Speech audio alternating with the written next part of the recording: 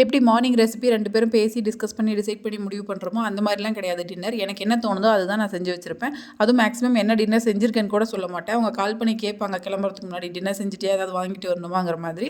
But நான் சொல்ல மாட்டேன், செஞ்சுட்டேங்கிறத சொல்லிவிடுவேன். பட் ஆனால் என்ன டின்னர் செஞ்சிருக்கேன்னு சொல்ல மாட்டேன். அதுவும் ஸ்பெஷலாலாம் ஏதாவது செஞ்சுட்டேன்னா உனக்கு சர்ப்ரைஸ் இல்லைனா உனக்கு வந்து சொல்ல மாட்டேன் அப்படிங்கிறத ஃப்ராங்காகவே சொல்லிவிடுவேன். அவர் வந்து பார்த்து என்ன டின்னர் செஞ்சுருக்க, இதுவா செஞ்சுருக்க அப்படின்னு கேட்கும்போது எனக்கு ஒரு ஹாப்பினஸ். அதுக்காகவே நான் அந்த கியூரியாசிட்டி மிஸ் பண்ணக்கூடாதுன்னு மேக்ஸிமம் சொல்ல மாட்டேன். சிம்பிளாக யூஷுவலாக செய்கிற டின்னர் அப்படிங்கிற மாதிரி தான் சொல்லிவிடுவேன். அவங்களுக்கு ரொம்ப பிடிச்சது அப்படின்னா நான் மேக்ஸிமம் சொல்லவே மாட்டேன். இன்றைக்கி டின்னர் வந்து சப்பாத்தியும் பன்னீர் புர்ஜி தான். ஃபஸ்ட்டு டைம் பன்னீர் புர்ஜி செய்யும்போது எனக்கு அவ்வளோ பிடிச்சிருந்தது. சீரியஸ்லி இந்த அளவுக்கு ஒரு சப்பாத்திக்கு சைட் டிஷ் எனக்கு பிடிச்சதே கிடையாது.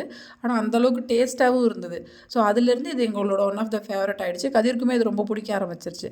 ஸோ பன்னீர்னு இருந்தது அப்படின்னா அதில் ஒரு டைமாவது பன்னீர் புர்ஜி செய்வோம். ஸோ அதனால தான் இந்த டைம் 1/2 kg வாங்கிட்டோம். இந்த சப்பாத்தி வந்து மேக்ஸிமம் டைம் எனக்கு ரவுண்ட் ஷேப் வரவே வராது.